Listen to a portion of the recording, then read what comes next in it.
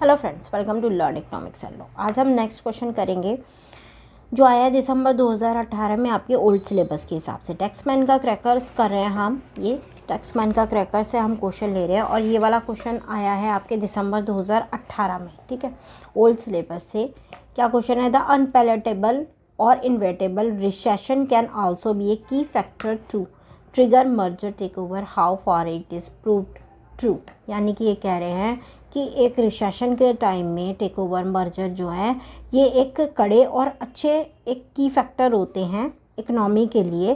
तो कैसे ये प्रूव करें आप, ये हमें बताएं। ठीक है, तो इसमें क्या आप लिखेंगे? देखिए, फर्स्ट पॉइंट में दे रखा है corporate restructure is the process of significantly changing A company business.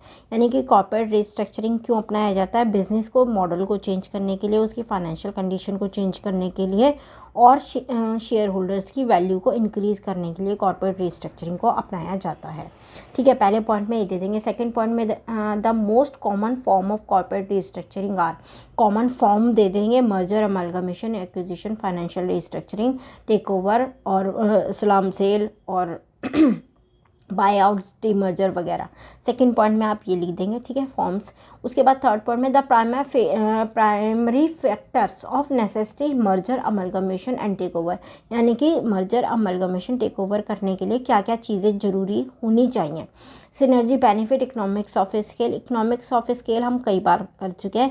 Economics of scale में 3 पॉइंट होते हैं। अपने रिसोर्सेज को बेहतर तरीके से इस्तेमाल करना, कॉस्ट को कम करना, तो ऑटोमेटिक क्या होगा? आपका प्रॉफिट इंक्रीज़ होगा। सिनर्जी बेनिफिट्स यानी कि आपस में अमलगमेशन, मर्जर, टेक ओवर कर रहे हैं तो क्या होगा? आपस में तालमेल बैठा के ये काम होते हैं। कंपनी में आपस में तालमेल, दोनों बोर्ड ऑफ डायरेक्टर्स की, मैनेजमेंट की तालमेल से अमलगमेशन, मर्जर होते हैं। ठीक है, रिड्यूसिंग कंपटीशन। ठीक है, कंपटीशन को रिड्यूस करना। यदि आप किसी के साथ मिल के काम कर रहे हैं तो राइवल तो नहीं होंगे आप एक दूसरे के, तो अमलगमेशन, मर्जर कंपटीशन को कम करता है और डाइवर्सिफिकेशन देता है। मान लीजिए आप सीमेंट कंपनी में है और आपने किसी मोबाइल कंपनी के मैन्युफैक्चरिंग यूनिट से अमलगमेशन, मर्जर या कोई भी कॉन्ट्रैक्ट कर लिया है तो आपका क्या होगा? सेक्टर डाइवर्सिफाई हो गया, आपका डाइवर्सिफिकेशन हो गया, कॉस्ट रिडक्शन होती है, टैक्स एडवांटेजेस मिलती हैं।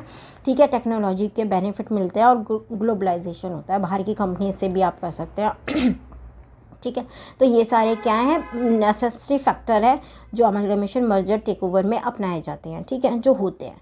उसके बाद नेक्स्ट पॉइंट है however another important reason for entering into merger. Basically आपसे ये पूछ रहा है कि रिसेशन के टाइम में आप अमलगमेशन, मर्जर को कैसे एक की फैक्टर होगा कंपनीज के सर्वाइवल के लिए। ठीक है, तो यदि आप जैसे हमारी कंट्री में कब कब आई थी? एक 2008-2009 में आई थी इकोनॉमिक मंदी, रिसेशन। ठीक है, ये अमेरिका में भी आया था, यहाँ पर इतना इफेक्ट नहीं आया था। ठीक है, और 2020 में आई थी। तो देखिए यहाँ पर क्या लिखा है? However another. ठीक है, तो इसमें आप कैसे कंपनी को सर्वाइव करेंगे? कंपनी का प्रॉफिट तो आप भूल ही जाए रिसेशन के टाइम में, पर सर्वाइवल भी कैसे करेंगे? सर्वाइवल कैसे होगा? यदि दो कंपनी आपस में, एक कंपनी बिल्कुल वीक हो गई है, नहीं चल पा रही है, तो आप किसी दूसरी कंपनी के साथ अमलगमेशन, मर्जर कर सकते हैं, जिससे क्या होगी? उस कंपनी की आइडेंटिटी बनी रहेगी और वो कंपनी सर्वाइवल की कंडीशन में रह जाएगी। However, another important reason for entering into merger and takeover deals in the periodically cyclic और yet inevitable slowdown and recession। यानी कि रिसेशन के समय में मैंने जो आपको बताया कि क्या होता है, अमलगमेशन, मर्जर के समय में मतलब जैसे वो एग्जांपल मैंने दिया था ना कि एक डंडी थी, मुश्किल आई तो वो टूट गई, पर यदि गट्ठर होता है तो उसको कोई तोड़ने के लिए बोले, वो कहानी आपने सुनी है ना कि एक किसान था, उसके कितने बेटे थे, एक बेटे ने कहा कि एक एक लकड़ी दी तो सबने तोड़ दी, फिर सब गट्ठर दिया तो कोई नहीं तोड़ पाया। यानी कि इकट्ठे रहोगे तो एक साथ बने रहोगे। ठीक है, तो वही चीज़ है कि जब स्लो डाउन हो रहा है इकोनॉमी में, रिसेशन आ रहा है, तो यदि कंपनी एक सर्वाइवल नहीं करने की कंडीशन में है, तो यदि वो किसी दूसरी कंपनी के साथ अमलगमेशन, मर्जर, टेक ओवर कर लेती है तो वो उसका सर्वाइवल पॉसिबल हो जाएगा रिसेशन के टाइम में।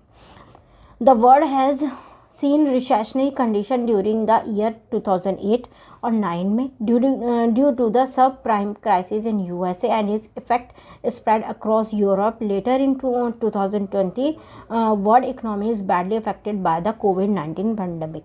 ठीक है, 19 में merger acquisition strategic alliance take centre stage in such slowdown phases, यानी कि ये क्या होते हैं, एक अहम पार्ट होते हैं कंपनी के सर्वाइवल के लिए, ठीक है, और एक अहम पार्ट होते हैं, केंद्र होते हैं overcome economic recession to strength and refocus position the company to increase growth and profitability.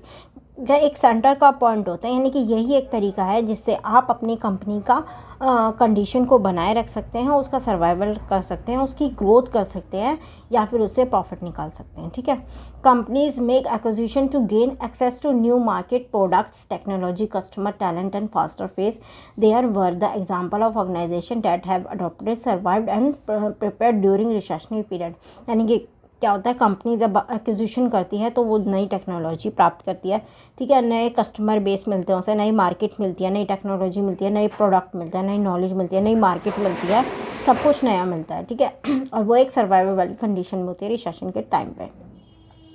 Studies have shown that the company that adopted such inorganic growth strategy achieved radically boost and profitability in better times following the recession। यानी कि company recession के time में और वैसे भी boost ज़्यादा करती है इनऑर्गेनिक, ये amalgamation merger take over corporate restructuring में आते हैं, और ये सब क्या है, एग्जाम्पल है इनऑर्गेनिक ग्रोथ का। तो इनऑर्गेनिक ग्रोथ में वैसे ही एक तेज़ी से बूस्ट मिलता है कंपनी को, और रिसेशन के टाइम में ये बूस्ट बहुत काम करता है, ठीक है। तो ये इसका आंसर होगा। थोड़ा सा क्वेश्चन 2 लाइनों में शॉर्ट में लिखा है, थोड़े से शब्द टिपिकल लिए हैं, पर आंसर में सब वही है जो हमने पढ़ा है। थोड़ा सा मैंने आपको पहले भी बताया था कि आंसर हमेशा क्वेश्चन के अकॉर्डिंग दें। आंसर सब में वही होता है, केस स्टडीज़ लिखनी है सब में वही है, बस आप आंसर जो देंगे वो थोड़ा बहुत क्वेश्चन के अकॉर्डिंग देंगे तो देखने वाले को भी ठीक लगेगा और लिखने वाले के लिए भी ये आसान हो जाता है, ठीक है। बंद जाता है एक क्वेश्चन, ठीक है, लिखना तो सब में वही है। इकोनॉमिक्स ऑफ स्केल हम कब से कर रहे हैं, ये स्कैनर सब जगह है, हर क्वेश्चन में है, वही अमलगमेशन मर्जर है।